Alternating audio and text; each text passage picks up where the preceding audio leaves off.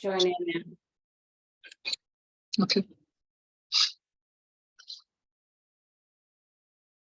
Dave, you might want to reach out to Karen. Yeah. I could text her.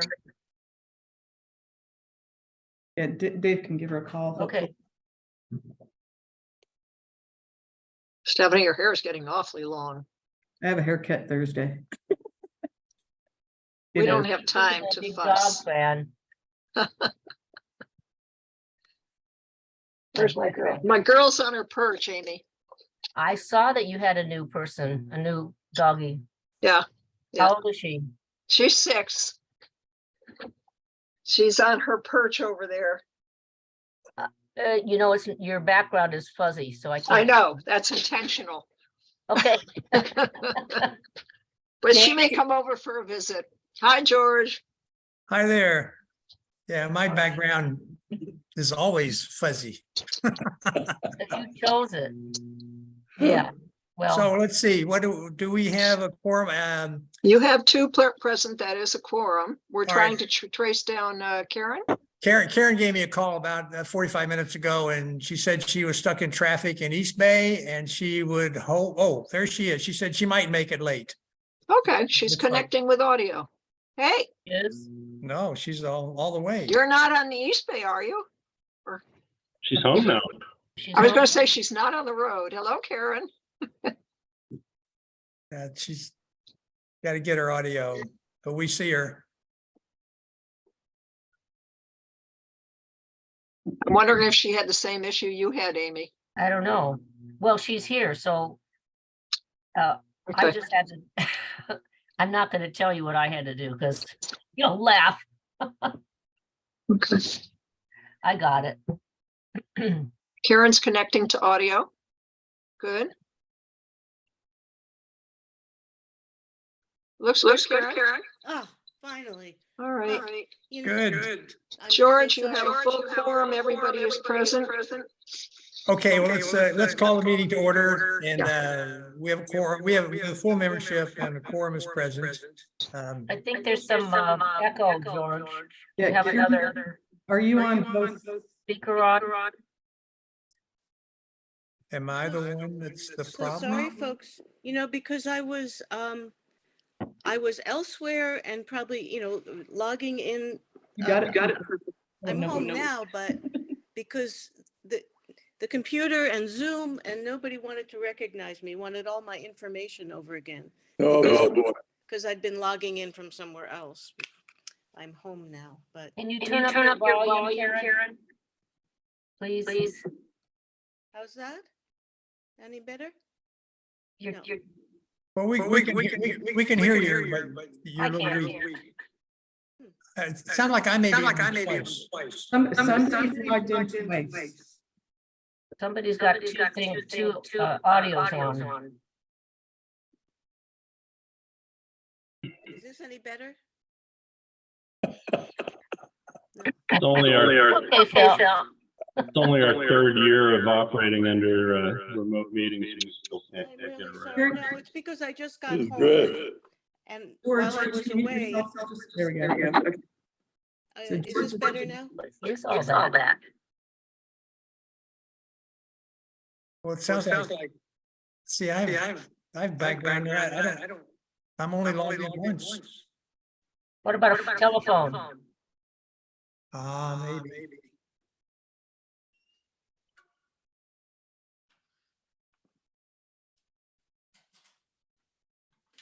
I don't know how it works.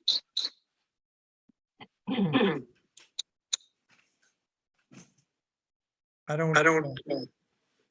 No, I'm not on the phone. Unless I'm, am I also a panelist or am I only? Yeah, you're a panelist.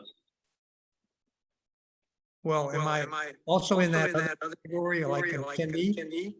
No. If everybody mutes, then we can figure. That's a good idea. If we all mute but you, George. but it's not you, Amy. So how am I now? That's pretty good. Okay, well, maybe You got it. I needed to just mute myself more often.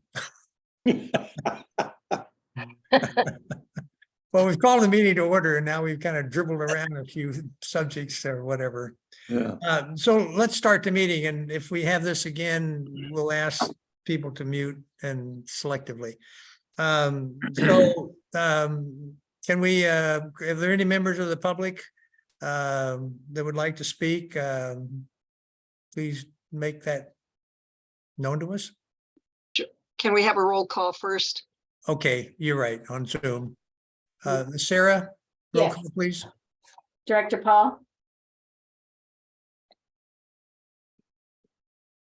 Director Anderson? Here, Chair Riley? Here, And we will note Director Paul is present. thank you. Okay, so if there are any members of the public would like to comment on matters not on the agenda, please make that known. Chair Riley, I see no raised hands. Thank you. Return back to the agenda. The first action item is the adoption of the minutes from the April meeting. Any comments, any discussion? Well, I I just- approve the adoption of the minutes. Yeah, I just want to comment that we laid out a Measure J schedule that's captured in those minutes. Based on a conversation I had today with Craig Close, who's been part of the team previously, I don't think we're going to make that schedule, so it's just a heads up. Well, and I assume that would have been mentioned sometime later in this meeting as well. So, Yeah. okay, thank you, Dave. Yep. So no changes in the minutes themselves. We had the motion. Is there a second? I'll second it for discussion, and then let's ask the public if there are any comments at all. Please comment now before we take action. Chair Riley, I see no raised hands. Thank you. Back to the motion. We'll have a roll call, please.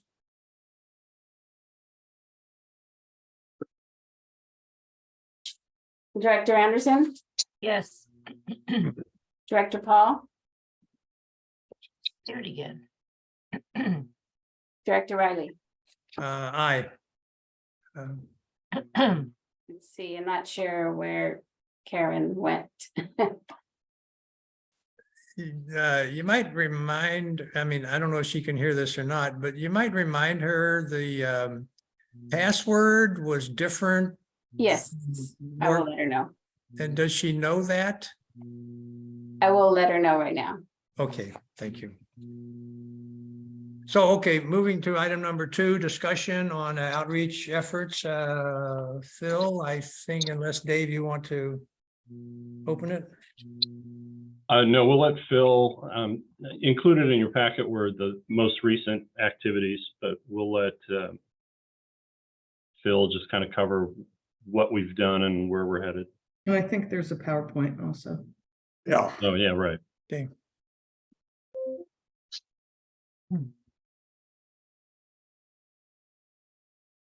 Okay, Phil, go ahead, proceed. Well, Sarah, you want to put it up there? There we go.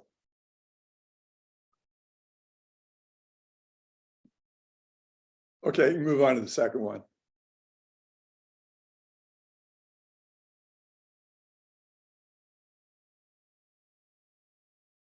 Sarah? She's probably multitasking between this and Karen. Next. There we go. Yeah. That was the first newsletter, went out on May the 4th. It was the one that provided a download for the annual report. And I think there are about, oh gosh, as I recall, I think there were about 250 links to the download button for the annual report. Good.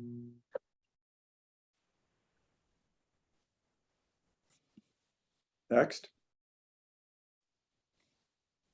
Then on May the 18th, we sent out a newsletter that included both a piece on irrigation and a piece on landscaping with a link to the debate or the rebates that are available and a place where you could download the Water Approach magazine or handbook that they had available there.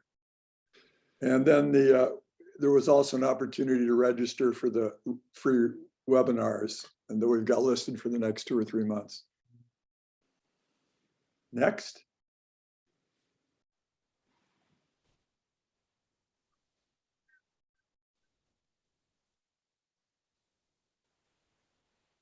Next. Yeah, thank you.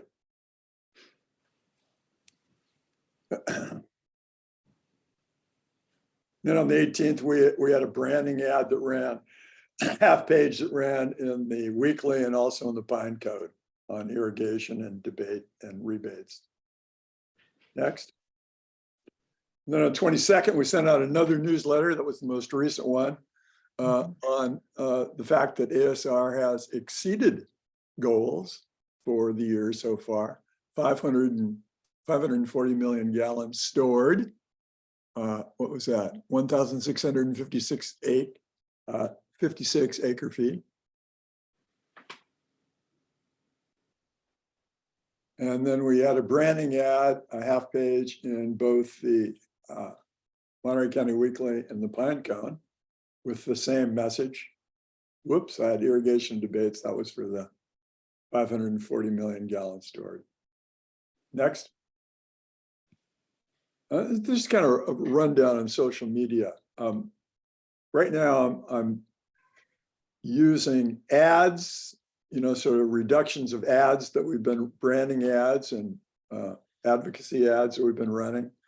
Information that would be of value to our ratepayers out there, and news clips, which is the case with the one that I brought up as a sample. And we're also doing boosting, and the idea here is to do at least, up to 1 boost a week, which would expose us to people outside of the area that we're currently reaching. And just to give you a rundown of where we're at right now, in Instagram, we've got 816 followers. Twitter, we got 277 followers. And Facebook, we've only got 48 followers. And I think I've explained this before, but the bottom line is that we got booted out of Facebook about 6 or 7 months ago for one reason or the other, but principally because it was the fact that it was built on a personal site and not on a professional site. And essentially for operations like the water district, Facebook wants you to move over to a professional site. So the challenge here is to get the 960 followers that we've got on that site onto our new site, which I'm working on now. Next.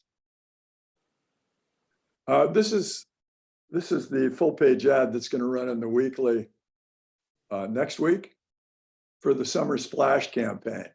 We'll be running a promotion in the newsletters, in a publication called Monterey Bay Parent, in the weekly, the Pine Cone, and I have a PG Press scheduled, but I have not been able to get a hold of them. Are they still in business? Does anybody know?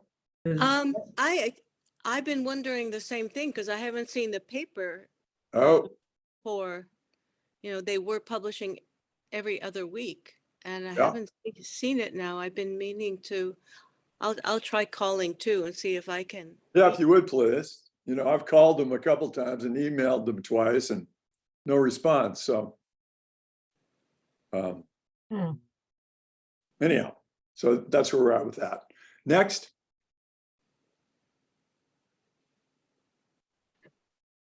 Just to back up a little bit, is everybody familiar with the Summer Splash, what that's about? Yes. Yeah. Okay, good.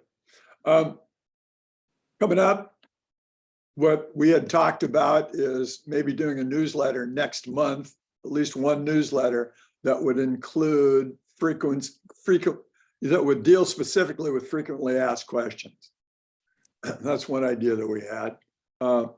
As far as the website is concerned, it's been approved, as you all know here, and Dave and I and Stephanie are going to be sitting down and talking about first steps next week, middle of the week.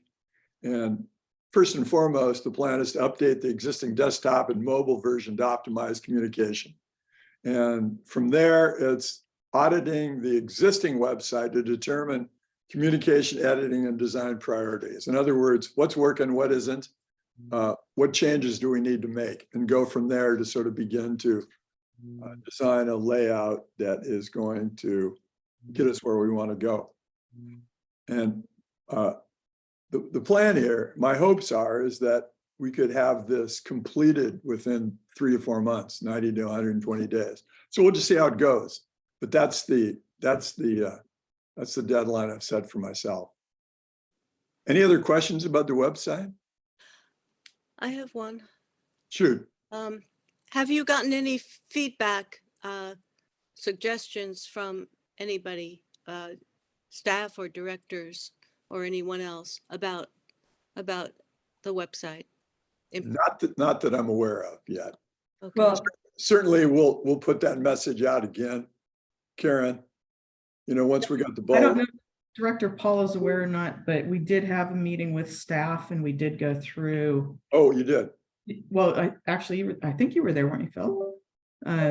When we all got together and Oh, talked. that, yes, excuse me. Correct. Yeah. Of course I was. Yeah. And so we had an opportunity to talk about what the goals and what we were looking for. So that's the proposal that the board approved as part of the budget package that went at the last meeting included all of the suggestions that were brought about by staff.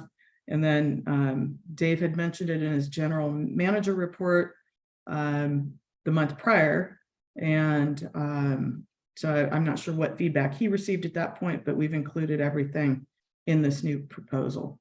Yeah, no, I was just remembering that at some point, Phil asked directors for feedback, and we've been reminded a couple times, and I myself haven't sent anything. I started to look at the website recently to see if I had suggestions, but I'm not finished with my, looking at it and seeing what suggestions I could come up with. So I was just wondering, though, if you had gotten recently more suggestions besides the one Stephanie summarized. I'm going to send a suggestion. I haven't sent it in yet.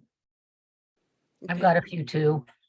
good. I wrote them down. Just have Okay, to, so should we just send them all to Phil or Stephanie, to Actually, you? send them to Dave. And then, Okay. like I said, we're planning to meet right after the 4th.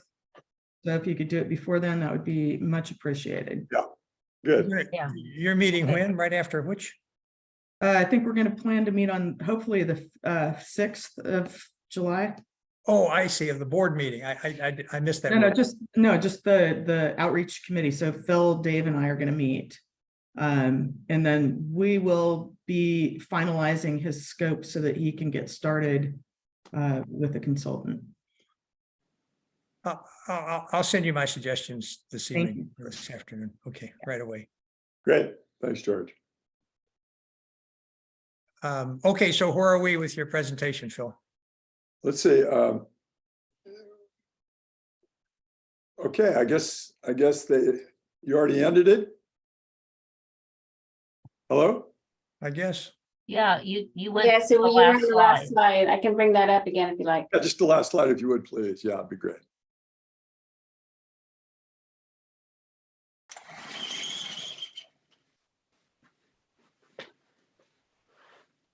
Well, let me tell you my suggestion anyway, because it's pretty simple. The lead page on the website has a phrase across it, and it's like, producing, water at optimal expense or something. I don't forget what it is. It's our basic goal. George, Yes. let's let Phil, if you don't mind, Phil finish his presentation about this last slide. Okay.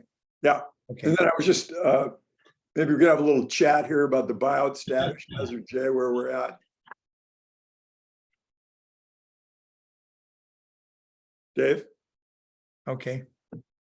Yeah.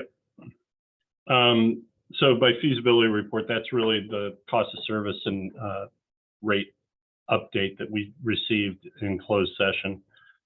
The findings are, well, let's see, I've got the document open right now. It's about 140 pages, but I had a conversation with one of our consultants who was involved in the operations plans early on, but was involved in the Apple Valley findings. I'm sorry, the Apple Valley process. And he was encouraging the use of specific findings on operations, how we're going to serve the customers better.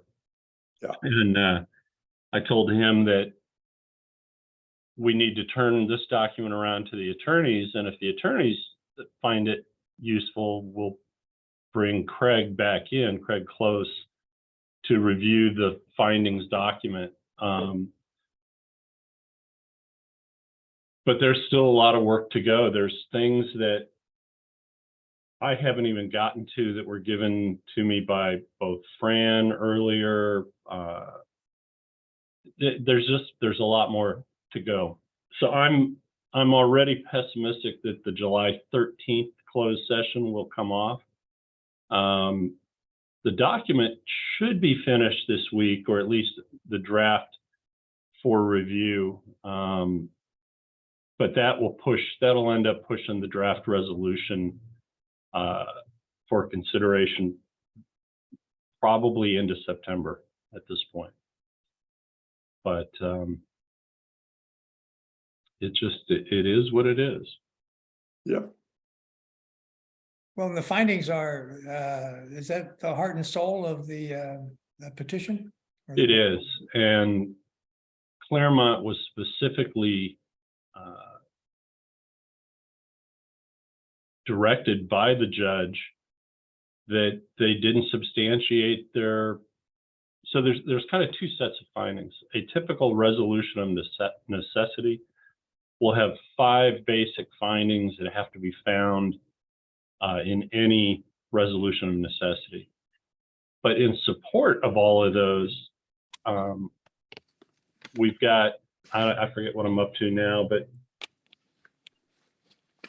we have this evidentiary document that has a lot of prose, that's historical. Here's what Public Advocate's Office said in 2009 decision. Here's what they said in 2013. Here's what was said in 2018. Here's what was said, and so forth.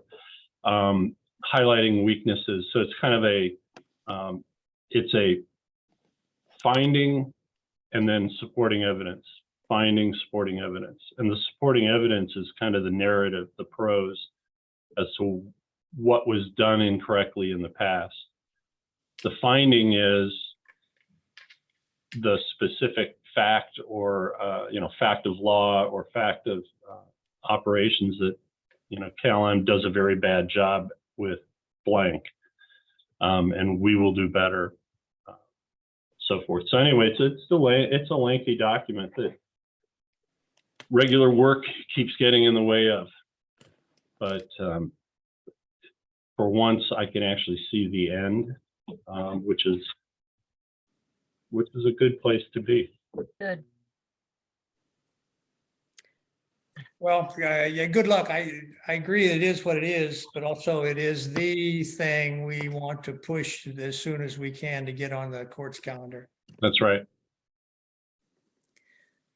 So do you have adequate help? Well, so the help is when this document's done, it gets turned over to Dave Laredo and Fran, and then at the same time, the Rutan and Tucker attorneys, and then everyone will burrow into it. But yeah, getting from here to there, no, there's not adequate. There's just not a body other than me with the knowledge and the skill set to pull it all together. And so that's just, as I said, real work keeps getting in the way. So the problem is what Karen is asking, do you need help? You need a clone. Yeah, I mean, that's what it comes down to, because, it's one bucket of arcane knowledge. Mm-hmm. And we don't have two people with that base of knowledge, so. But it's looking pretty good. Good. It's looking better than Claremont or Apple Valley. I need to find the resolution necessity that Missoula started with, because I'm told that they covered their bases pretty well. Yeah. So, you know, what we're trying to do is incorporate everything that the attorneys put in 2 years ago, and then incorporate the real world examples that we've been kind of keeping track of over time for 3 or 4 years. Read the decisions of the failed Claremont and Apple Valley to not make the same mistake, or to make some findings about things that were exposed as weaknesses in those cases. And, Mhm. you know, I've given one example to Fran, who's on this call, but you know, the judge in Claremont said, well, hey, wait a minute. Failure to pay income taxes or property taxes is just a transfer to someone else, a simple transfer. And if you pay less, someone else is going to have to pay more. Well, A, that's not true,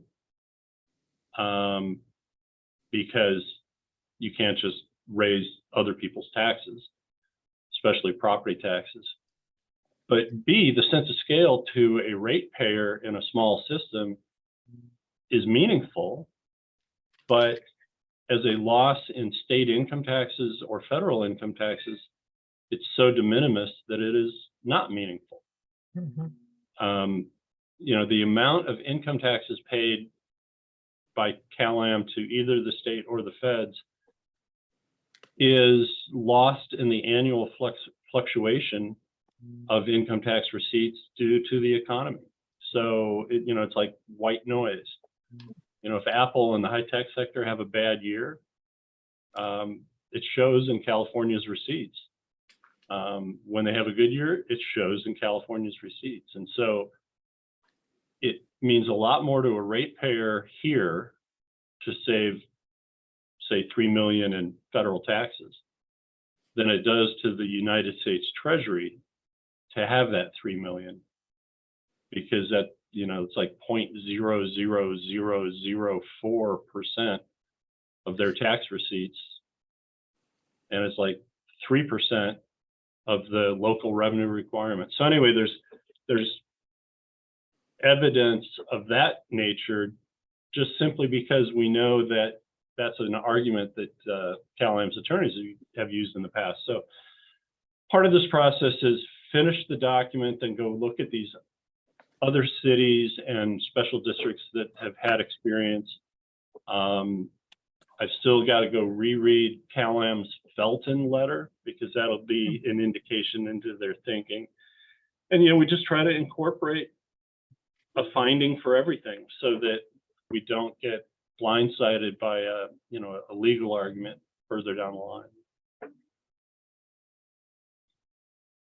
But the findings of the Claremont court, such as the one you talked about, about property taxes, I understand you want to avoid making the same mistakes that were made, but those findings are not binding on our court. Isn't that right, correct, Fran? Right. Yep. So anyway, a lot of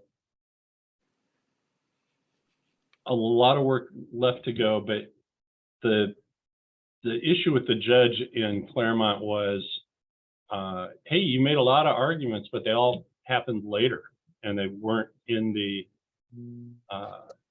they weren't considered during the hearing of public necessity. So it's there's still some things to learn that will get incorporated hopefully here in the next week. Thank you for being so thorough and for explaining it. Yeah.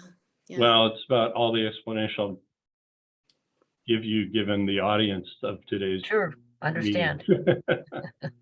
Right. Right. Well, and going in, we ought to put the absolute strongest, you know, punch we can make on our behalf. without thinking that we can go back and double back on it to do some arguments. No. Right. Yeah, and really that was the message of the consultant that I talked to earlier today was, you got to get it at the beginning or you're not going to have a chance to hang your hat on it. Mhm. Right. So you're saying the findings, the review of the findings by the board may not happen until August? Or at least later than what you? Yeah, well, because I don't know how much time Rutan and Tucker will need. I know Dave Laredo's out for 10 days right now. So he'll need to review, but it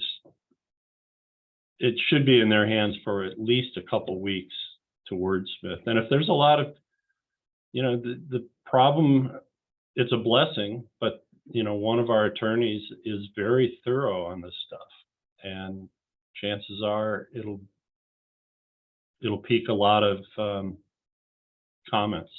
Mhm. So, Well, you've said about as much as you can say. It's a timing issue right now, as well as being Yeah. thorough on that issue. And okay. Any other comments from the committee? Not right now. So I had a quick question of Phil. Phil, early on in this presentation, you showed two different slides of the same information on the 540 million gallons stored. What they just went to two different sources? yeah, one was a print ad that, so I'll jump in here and answer it. Okay. Went into the Weekly and the Pinecone. Uh-huh. And the other was a newsletter ad that went to the 23,000 long email Oh, list. thank you. And so the print version, the newsletter, included more prose, more words, specifically complimented CalAm's participation in that effort. Talked a little bit about our workers in raincoats and boots, setting valves and so forth. Just put a little more meat on the bone. Mm-hmm. But it was all very, very positive, very water supply oriented, no, Sarah Rubin advocacy Yeah. questions. It was all just a celebration of the ASR season. You should know that it's a slightly different message than what water supply planning will hear next week on the actual performance of ASR for the year. As an example, we will be talking at the committee meeting about how it could have performed. So there's a certain number of days where we were not constrained with ASR, other than, well, what am I trying to say? There's two bodies of constraints. What's happening over here on the injection well side and what's happening over in the Carmel Valley. And when you look at the operational days that we had, there are many that were affected by constraints in the Carmel Valley. But then there were unconstrained days in the Carmel Valley, but we didn't have access to ASR well number 3 or 4. So then we were constrained over here. So we're trying to shake out how we could have done in those different unconstrained timeframes. And so that's what water supply planning will hear.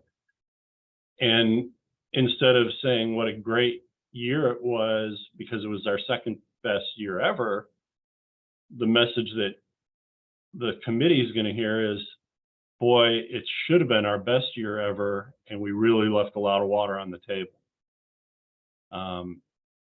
And how we can fix that going forward. Well, part of it's been fixed, part of it's probably unfixable, but it'll be a little more of a critique than a celebration.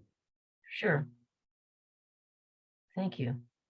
Okay, well, thanks on that. I was just thinking that my thought about just consider on the website design issue question, I just have one point to make.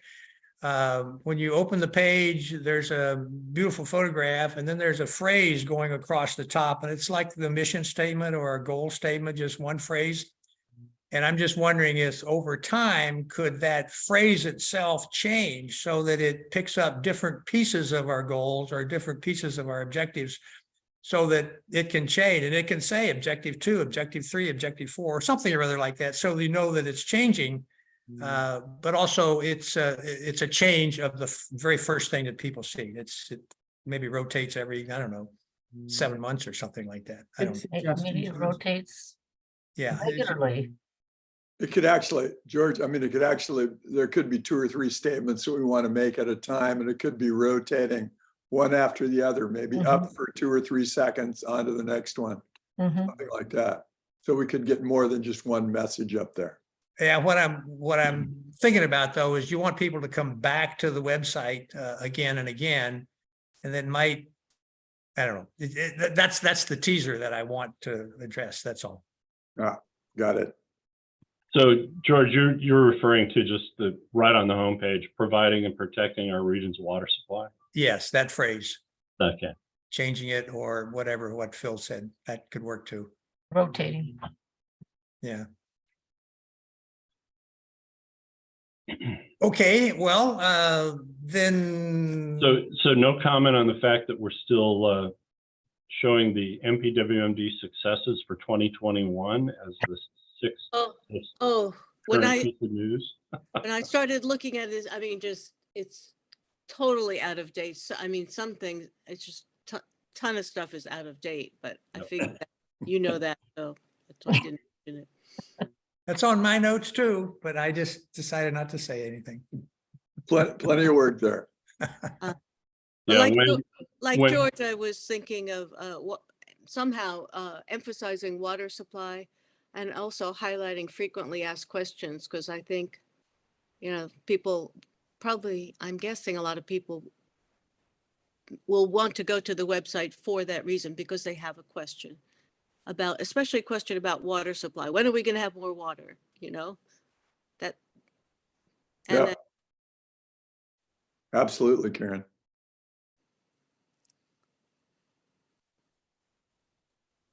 Okay, so yes, Dave, you thought you had us, but you didn't quite have us. It's not lost on me that when your front page says featured and the 6th article is from 2021, that there's Right. not a problem. There is a problem.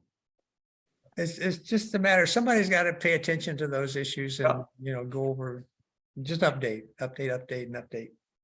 Yeah. It's the name of the game in social media, is change it or check Yep. it. Okay, no more comments from the committee on this topic. Thank you, Phil. Thank you, Dave. Can we go to the next topic, number 3, on the outreach regarding litigation, et cetera? Yeah, I think this is a discussion item where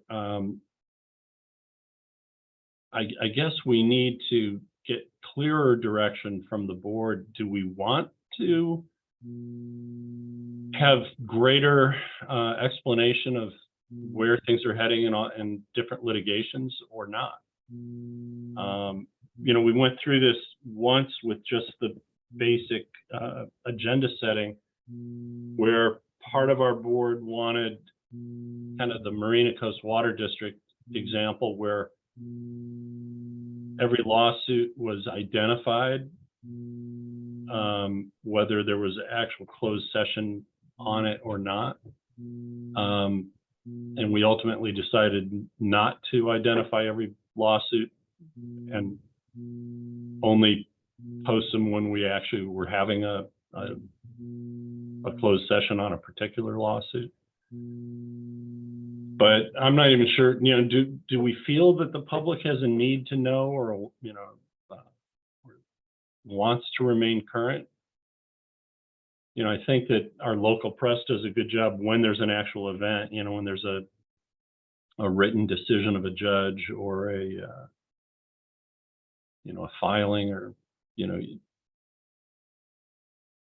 we usually get Kelly Nix or Dennis Taylor or somebody weighing in. But Well, my interest in this is a lot more along the lines of just pointing out a date into the future about when there's going to be a court hearing.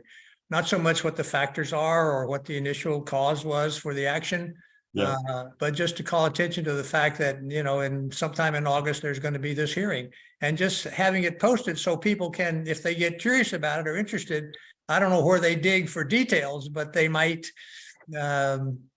just be curious or stay alert on the calendar, calendar watch. But George, Yeah. if I may, I would Yeah. just interject. There was a time when we tried to do that, and the dates kept changing for hearings with such frequency that, you know, we could barely keep ourselves and our board updated, let alone the public. So my counsel would be to advise against that. I know it's a courtesy. Dave tries to pick things up at meetings to inform the public if we know of something. But even then, it's subject to the judge's calendar and the judge's schedule, and we do not control that. So I think right now we get enough feedback from the public when there is a decision and how they feel about it. And you see it at public comment at your board meetings. So, you know, that's a reality when you get a decision and what it says and what is the district, what does the board decide it wants to do about it. That's when you make your decision and you inform your public. But particularly with the hearing dates on some of these motions, even trial dates, it's not a guarantee it's going to happen. So I would discourage trying to keep the public informed of every hearing date that is anticipated. Okay, fair warning. well, Fran, we also had the recurring issue that if you come in through the court's portal and you just want to listen in, there may be 3 things that are scheduled at the same time. Oh, yeah. And so you're just waiting for your item to come up. And so it's not, you know, if you were to say, oh, we have our hearing at 9:30 in If it's a Department motion 13. calendar in particular, Dave, that's a perfect example yeah, where you're one of perhaps a dozen or more that are on the calendar. Yeah. I think that if there is an actual trial date, but then again, what is your access? I don't know what the court is providing. There certainly aren't cameras in the courtroom here. right. Well, and, you So- know, take, for example, our trial on LAFCO, you know, it's scheduled to come up on the 7th of August. And, you know, if we advertise that date, but then we It actually gets have, postponed. it gets postponed, or we do settlement, not that BB&K or the county are going to want to settle, I guess, but yeah, I think it's hard to lay that stuff out. And, you know, I guess not to beat this one too badly, is sometimes maybe we don't want people to see everything, hear everything. Well, Well, it's very fluid until you have a decision and there's strategy involved. And again, you can keep the public informed to a certain extent, but a lot of it has to be confidential. It's part of strategy. Yeah. And I would just discourage it. I know we are a public agency. We are allowed under the Brown Act to have certain matters considered in closed session and with confidence that it's confidential. So there's a rock and hard place. And in this situation, it may put you in the hard place, but you're there for a purpose. And that is so that when you're trying to develop what your strategy is, which is the best for the district and the public as a whole, that you're not exposing everything unnecessarily to the advantage of your opponent. I mean, that's the world of litigation. So Karen? Yeah, well, I would follow Fran's counsel on that. And as far as upcoming hearings, although the findings of necessity, the resolution of necessity, that is a very special one. So that might be a special case. Once we are certain of the date, but in general, I completely agree about these. We have to maintain our ability to strategize and flexibility and all of that. So as far as events that have not yet occurred, I completely agree. I would follow your advice. But on things that have already occurred, and I put this out as a question to all of you, because here's something that I would find useful, and that I think that at least journalists and would find useful. I don't know about other people, and about events that have already occurred. So for example, if you want to find out about Measure J and you have not been following for the last 5 or more years, what I would find useful to have a chronology, like, when the Measure J passed with a link to the text, and then the feasibility study that came out that was mandated by Measure J came out in 2019 with a link to that. And, then the decision saying that when the environmental impact report was completed, the decision challenging it, and the court decision rejecting CalAM's challenge to our EIR for the acquisition, and so on. So the major events that have already occurred, major decisions that have been made. And so people would see a chronology with links to the documents if they want to go there. Is that something you think would be useful to and worth doing? I mean, I'm asking all of you, Fran and Dave. There isn't a legal impediment if it's already happened. I mean, this is history at this point. Yes. And it's a matter of you're providing the public with a courtesy. Here's the information. Click on this document. And as a layperson looking at other pieces of information, I find that very helpful. But it's a matter of staff time to make sure that they've provided the correct document, that the link is correct, that there isn't corruption to it. Well, That's staff work. Yeah, if you look at the screen I have up right now, I mean, in many respects, we do that. It's not quite chronological, but this is the Measure J information page. And, there's the ballot measure. There's the January 2019. This was the interim report. This was the board workshop on feasibility. That's our NOP for the CEQA work. And then that was the link to the EIR. Here's our most recent, appraisal report. So it's there. It's not as chronological or visibly chronological, but I don't think there's many documents related to Measure J that aren't available through here. Its navigation might just be a little off. Yeah. Okay. So we could present it in a way that is more informative.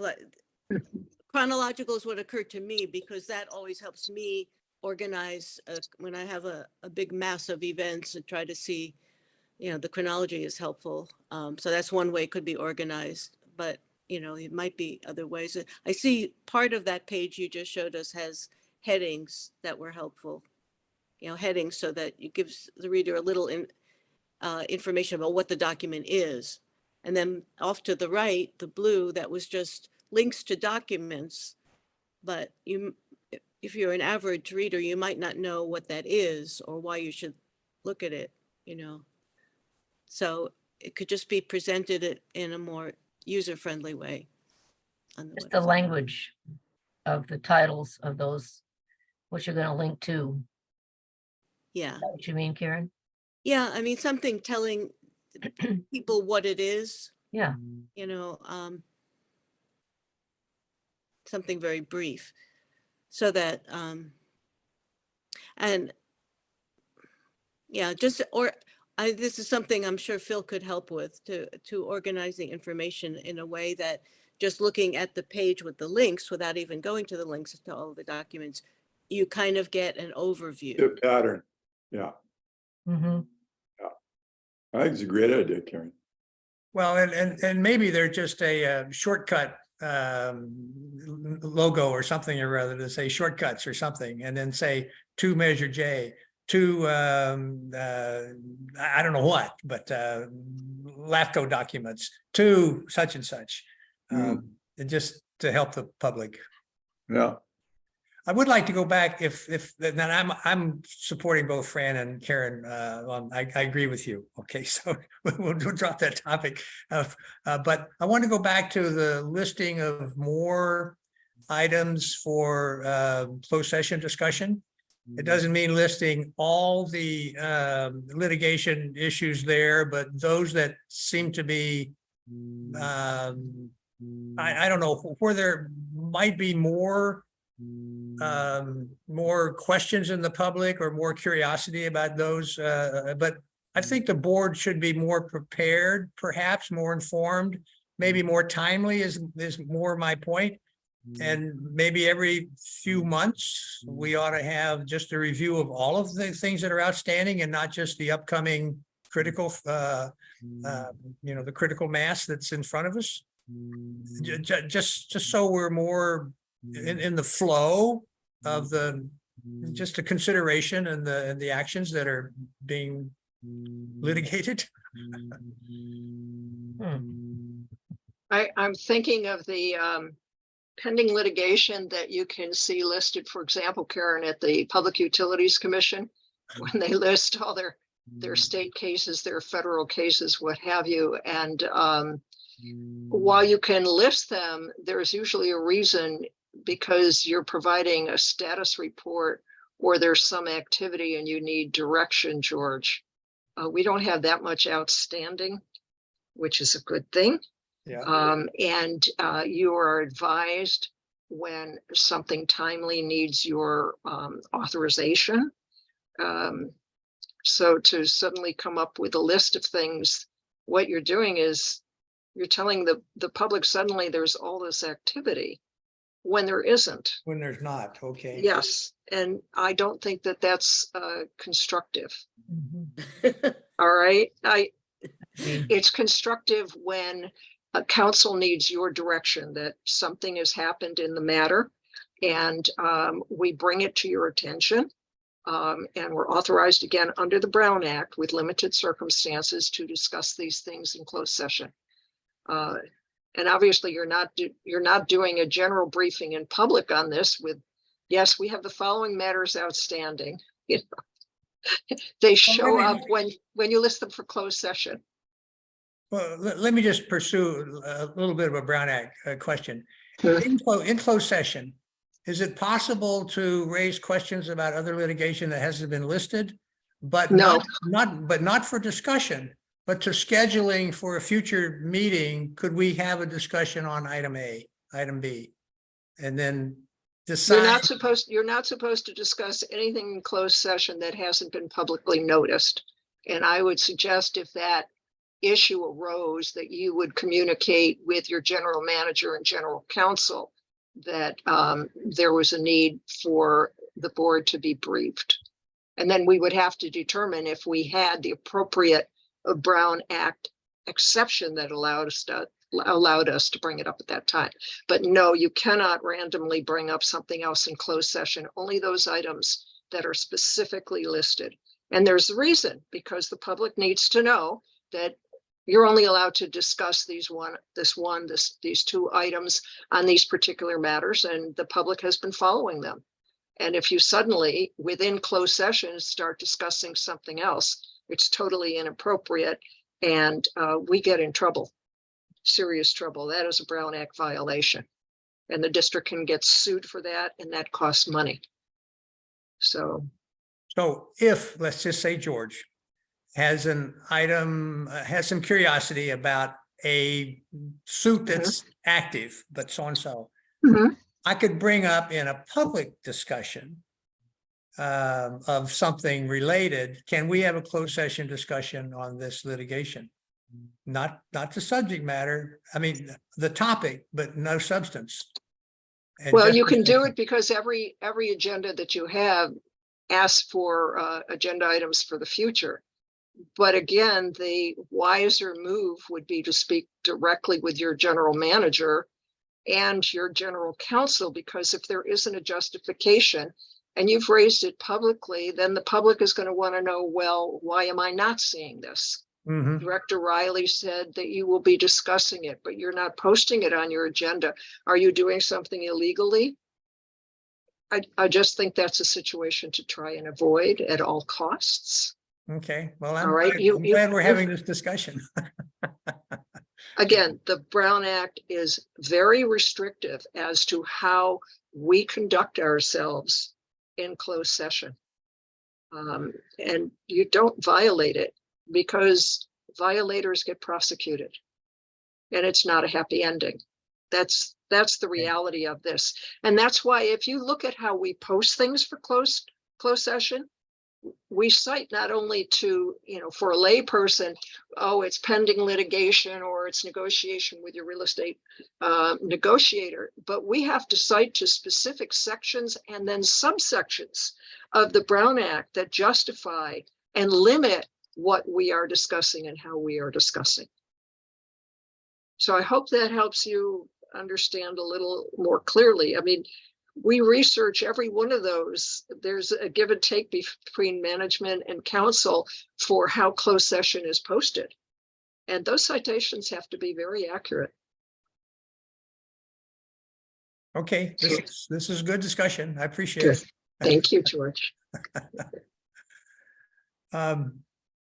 So this topic, the nature of outreach regarding litigation and so on. One of my thoughts earlier meeting or something, that I thought some of in some of our documents on litigate things had already been filed. There's some just terrific information in there from the district's point of view, of course. And I was wondering if some of that information couldn't be promoted a little more to the public. It explains our position a little more, but also it may be subject matter, maybe not more than just a couple of points to be made about it, not a big narrative, but we are arguing this or that. Is there any value to, I just think it's a lot of it is very well written and very well made, I think. These are just statements that in the documents that we filed, and they're already been filed, so they're public documents. Those are public documents and we could post them. I think the only caveat, and again, this gets back to staff time, is that you have to put it in context. For example, you may be interested in a pleading that we had at the Public Utilities Commission or in a Superior Court in Monterey County on a particular case. These were the district's arguments that were made. There may be a decision that's contrary to what we've argued. Oh, we may have succeeded on some, we may not have prevailed on all, but it would have to be put in context. Yes, I agree. We've got some really good language out there. I know Dave has worked very hard on a lot of what we've incorporated. And it tells a good story and it's good history, but it has to be in context. Because if somebody reads it and thinks, oh, well, see, the district prevailed, they said this. Well, yes, we said it. Did we prevail on that? I don't know. It has to be in context. Mm-hmm. So. Okay. Yeah, I just appreciate this discussion because it pays to be reminded, but also pays to be thoughtful. So I appreciate it.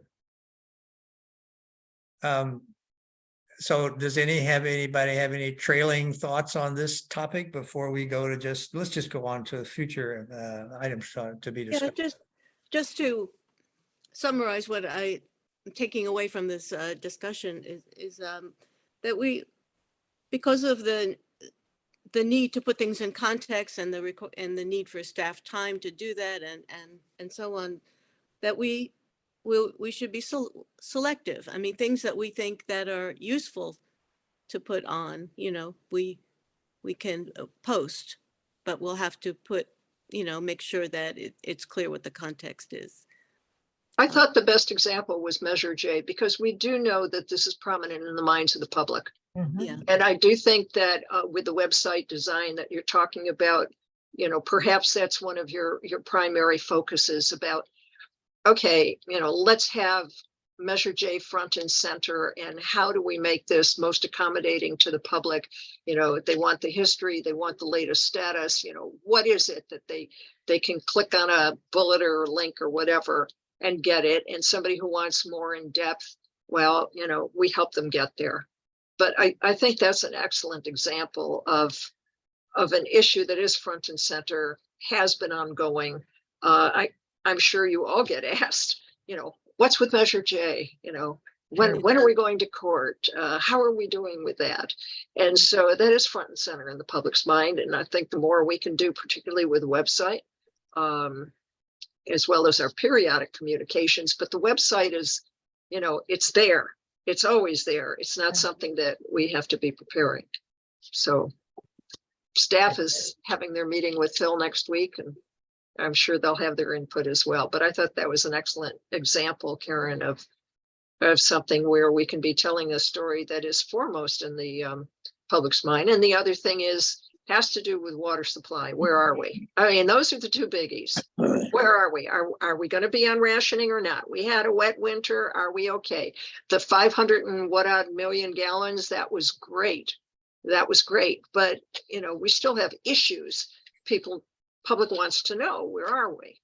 yeah, So agree, I- water supply. And now that we know that the expansion is the pure water expansion is going forward, we can have updates on On that, absolutely. Absolutely. Dave, aren't they doing something in July with contracts? Over at Monterey One Water? You're on mute, Dave.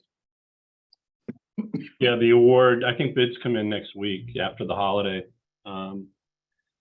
Interestingly, the source water discussion won't go away, which is, I find, a little unusual. And actually, George, you and Glenn Church have been talking to each other, because Glenn mentioned you in a conversation to Paul this morning. And the mayor still has fanned some flames on the source water issue. And we even had a contractor call up to say, is this a real project? Is the source water secure? Are you really going to bid this thing? And it's mind numbing how this issue keeps coming around. Well, it doesn't go away, not because I raise it, because other people raise it. Yeah. No. And that's why I raise it, because I'm hearing about it. But back to public outreach, that's certainly a topic that, we ought to be front and center, keeping the public informed as much as possible and as easily as possible. And I would just add one more item to the list, which is the allocation process and its relationship to the housing allocations and the common reference to say we don't have water, that we can't build them because we don't have water. And so there's that little connecting loop that isn't really connected very strongly, because we have water planned and ready to go and in a timing way. But it's another thing to keep aware of, and letting the public know a little more about how confident we are, or what our plans are, not so much how confident we are, but what the planning process is for that. Well, I think we may have discussed item number 4, which was potential future items, but not specifically, just in general. Well, I don't have an item number 4. you've touched on all of them. Right now, the allocation of water for housing, the lifting of the CDO, and Measure J are like the 4 kind of always at the front of your cerebrum issues. And I do think that on every one of those, different groups want to hear a little bit more about what's really going on. And, you know, I've had conversations with our state regulators who wonder where Cal-Am is going to be on some of these issues. And, you know, we don't even know. Yeah. But the public's going to want to know. You know, some of our rate case discussions, I think the public's going to want to know. So there's just stuff that we need to stay on top of, but also publicize a little better. Well, and I do want to support Fran's comment about, you know, some of the things are strategic, some of the things have a timing issue related to them. And some are more higher profile issues than others. Just because there's a little, you know, questions about something like source water. I mean, I don't know, it comes up from a certain interest group in our community, but not in a substantive way where it can be addressed. It's just got to be, you know, just hold on and follow through with our plans, and things are going to be working out just fine. And just because somebody's afraid of, you know, the Noah's Ark and, you know, the need for Noah's Ark, they're crazy. So, well, it's hard to call them crazy. Yeah. That's not a solution. As long as the history is clear, and I think that's what I hear most often when people ask me questions, is that they don't have the history correct. Like they don't know there have been 6 votes on a Measure J type thing since whatever, the 30s. Is that right? That's right. Yeah. Yeah, a long time. Or they don't understand. They think that actually before the expansion is built, just because now it's been, and we're going to have it, that we could start building. They don't get that we have to really show that it's going to work, that Yeah. the water's there. So there's, I think some of those, you know, general questions behind the things that you're talking about, Dave, the really fundamental things, as long as those are highlighted on the website, people can go find out. And there's a little bit of depth of history. It's a good thing. Whoever wants to read it. Yep.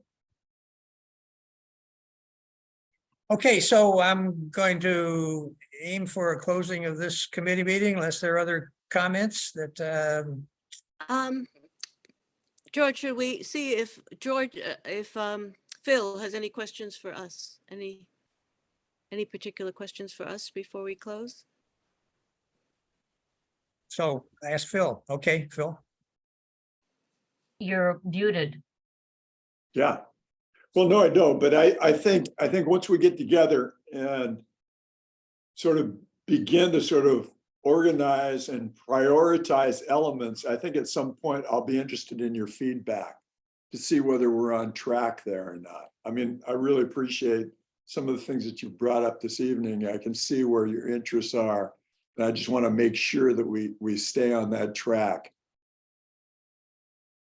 Well, I want to add too, Phil, that I'm just pleased so much with the colorfulness of the ads, the variety of the shape of the ads itself, the photographs that are being included in the ads, the tightness of the message and the clarity in the messages, I think is all the real plus. And I'm just real pleased at what I'm seeing. So, Margaret, thank you very much. Me too. Much appreciated. You know, I think, I mean, really what I'm discovering here and what I think Dave was pointing out is that when we've got big numbers that we can share with the community, that says everything. Forget all the words, just put the big numbers out there, and, you know, it makes believers out of them. Yeah. But thanks again. Much appreciated. okay, well, thank you, Phil. Thank you, Dave. Thank you, Fran. Thank you, Karen. Thank you, Amy. Thank those that left, and thanks Sarah too for getting us all together. It was the password was misstated the first time around, I think. So Right. that was some of the problems we had early on, but Yeah. we finally got. Sorry for having added to them with my other ones on my end. Thanks, everyone. Okay, so this committee meeting is adjourned and thank everyone. And those who have already left, thank them too. Have a good Okay. evening. Bye-bye, everybody. Bye. Bye-bye.